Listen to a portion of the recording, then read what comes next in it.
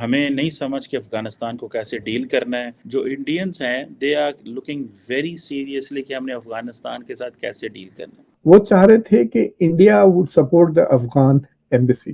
یہ بتائیں افغانستان کی، خاص طور پہ افغانستان طالبان کی بات کریں، ہم نے تو بڑا جشن منایا کہ بھائی وہاں پہ اسلامک گورنمنٹ آ گئی، طالبان جیت گئے.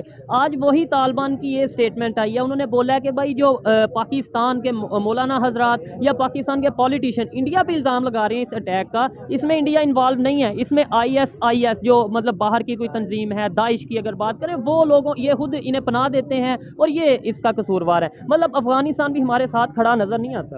دیکھیں یہ ایک ایسا موضوع ہے جس پہ آپ ایک اپنی رائے رکھ سکتے ہیں. ہر کسی کی اپنی اوپینین ہوتی ہے. لیکن یہ جو ابھی افغانیوں کو اپنے ملک میں واپس بھیج رہے ہیں اور یہ اسمگلنگ کو ختم کر رہے ہیں، روک رہے ہیں، یہ بھی ایک اچھا اقدام ہے. اور اس کے آنے کی وجہ سے بھی ایک ڈالر پہ ایک پازیٹیو افیکٹ آتا ہے اور آپ کی مارکیٹ جو سٹاک مارکیٹ ہے اس میں پازیٹیو رجحان دیکھنے کو مل رہا ہے. آپ جس خطے میں رہ رہے ہیں نا، اللہ تعالیٰ نے آپ کو بڑے ہی انمول جگہ میں پیدا کیا ہے، لیکن اگر آپ اس کو اپنی جگہ کو ضائع کریں گے، آپ مس یوز کریں گے اور اس کو صحیح استعمال نہیں کریں گے تو دیکھیں آپ آنے والے وقت میں اپنے مارکیٹ میں بہت پیچھے رہ جائیں گے. ایشیا میں پاکستان بہت پیچھے رہتا جا رہا ہے. ایسا ہی ہے. نیبر کنٹری خاص طور پہ انڈیا کی بات کریں، کہاں سے کہاں چلا گیا. بنگلہ دیش ہم سے کتنے سالوں بعد آزاد ہوا ہے. انڈیا میں پاورٹی بہت ہی زیادہ ہے، لیکن اس کے باوجود وہ دیکھیں اس نے G20 بنایا ہے، اس کے بعد چاند پہ گیا، چندریان بنایا، میٹنگز ہوئی ہیں اور اس کے علاوہ چاند پہ نہیں، اس نے میزبانی بھی کی ہے، اس نے میزبانی بھی کیا، اس کا بھی اعزاز اس کے پاس ہے. اس کے علاوہ دیکھیں مشن سن بھی لانچ کر چکے ہیں. انڈونیشیا آپ سے زیادہ اچھا گرو کر رہا ہے، سعودیہ آپ سے زیادہ کر رہا ہے، یہ چائنا تو خیر تو آپ بات ہی نہ کریں، آپ تو سارا ڈیپینڈنٹ چائنا پہ ہی ہیں. لیکن اگر آپ بنگلہ دیش بھی آپ سے کتنے سالوں بعد آزاد ہوا اور وہ دیکھیں آپ کہاں پہ چلا گیا. لیکن ابھی آپ جو مین ریسورسز ہیں نا، آپ کو بجلی کو سستا کرنا پڑے گا، اس کو R&D لے کے آنا پڑے گا، گیس اور تمام ریسورسز، جی بالکل تمام ریسورسز کو سستا کرنا پڑے گا تاکہ آپ اگر ایکسپورٹ بہتر ہوگی، ہماری مال یہاں سے باہر جائے گا، آپ کو فورن ریزرو آئیں گے، آپ کا جو ایکسپورٹ ڈالر باہر سے آئیں گے، تو آپ اپنے کنٹری کو اگر اوپر لے کے جانا چاہتے ہیں تو آپ کو ان فیکٹر پہ غور و فکر کرنا ہے. جی بڑا اچھا لگا بات کر کے. یہ ہیں بزنس مین، یہ ہیں ایجوکیٹڈ لوگ جو چیزوں کو سمجھتے ہیں کہ بھائی کسی پہ الزام لگانے سے کام نہیں بنے گا، وہ بھی بغیر پروف کے اگر ہم الزام لگائیں گے الٹا وہ نقصان ہوگا ہمارا. اچھا یہ بتائیں، آپ نے سعودیہ کی بات کی، انڈونیشیا کی بات کی، بنگلہ دیش کی بات کی، آپ نے انڈیا کی بات کی، دوسرے کنٹریز کا سعودیہ کی بات کریں یا چائنا، ان کے ساتھ ہم کمپیریزن اس لیے نہیں کرتے کہ بھائی کہا جاتا ہے کہ بھائی ان کی ہسٹری اور ہے ہماری اور ہے، لیکن انڈیا اور پاکستان کی تو ہسٹری سیم ہے، وہ کیسے آگے چلے گے؟ دیکھیں ایک کچھ ایسی ہے کہ میں نے آپ کو پہلے بھی یہ بات ذکر کیا ہے کہ وہاں پہ احتساب پاکستان سے بہتر ہے، اکاؤنٹیبلٹی ہے وہاں پہ. جو اب دیکھیں ہمارا نمبر جو آپ کی جو ججز ہیں، ہمارا جو جوڈیشری سسٹم ہے وہ تھوڑا سا ویک ہے، اس کو بہتر کرنا پڑے گا. ہم سب کو مل کے کام کرنا پڑے گا. اگر آپ کہیں گے کہ آپ کسی ایک ادارے کو تنقید بنائیں گے اور کہیں گے ہم ملک کو پیچھے رکھنے کے لیے صرف اس کا ہاتھ ہے، تو یہ بات بالکل غلط ہوگی.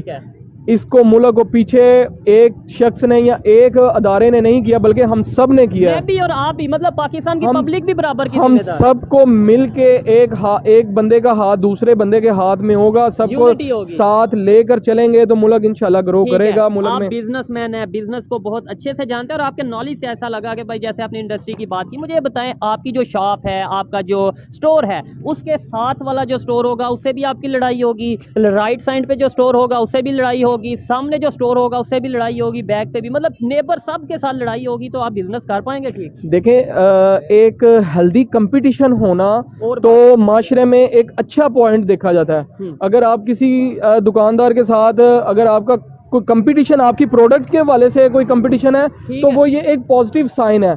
لیکن اگر آپ اس کو لیگ پولنگ کرتے ہیں، اس کو ڈاؤن کرنے کی کوشش کرتے ہیں اور آگے نکلنے کی کوشش کرتے ہیں تو آپ اکیلے کبھی بھی آگے نکل نہیں سکتے. اور یہی وہ چاہ رہے تھے کہ India would support the Afghan embassy.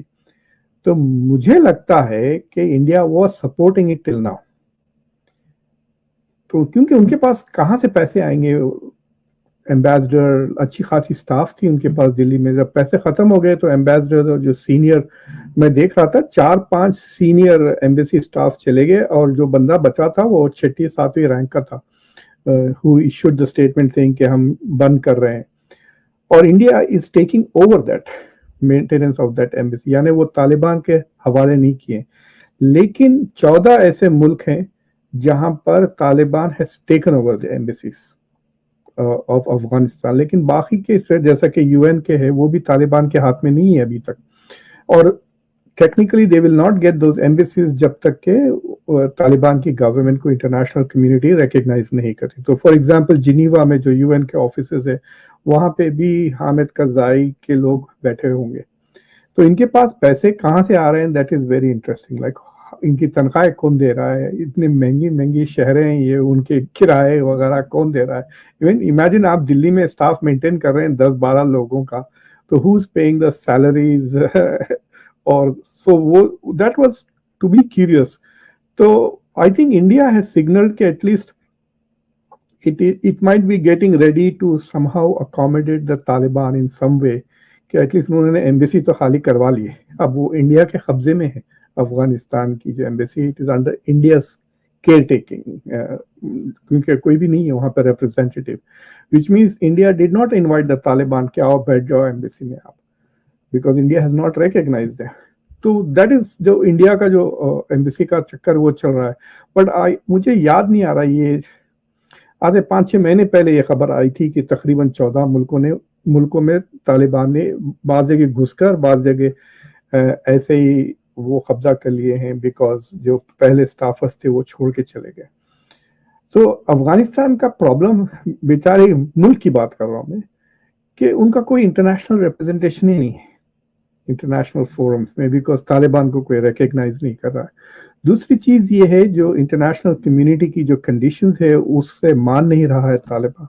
America ने जब अफ़गानिस्तान से पुल आउट किया तो ऐसा लग रहा था कि जो अमेरिका द्वारा ट्रेंड अफ़गान नेशनल आर्मी है वो अफ़गान तालिबान को रेजिस्ट करने में कामयाब होंगे और एक डेमोक्रेसी अफ़गानिस्तान में फल फूल सकेगी। लेकिन महज 1 महीने के अंदर अफ़गान तालिबान ने अफ़गान नेशनल आर्मी को हरा के सत्ता पर काबिज कर लिया, जो कि दुनिया के लिए एक बहुत बड़ा शौक था। उस वक्त पाकिस्तान के जो प्राइम मिनिस्टर थे वो इमरान खान थे और उन्होंने ऑफिशियली ये कहा था कि अफ़गानिस्तान को ज़हनी आज़ादी मिल गई है और उन्होंने जो गुलामी की बेड़ियाँ थी, जंजीरें थी, वो तोड़ दी हैं। और इस तरह की बातें कर रहे थे इमरान खान, और उनकी ही पार्टी की किसी महिला ने ऐसा बोला था कि जो अफ़गान तालिबान है अब वो हमें कश्मीर ला कर देंगे, कश्मीर वो पाकिस्तान के बिहाफ में कश्मीर की लड़ाई लड़ेंगे और कश्मीर को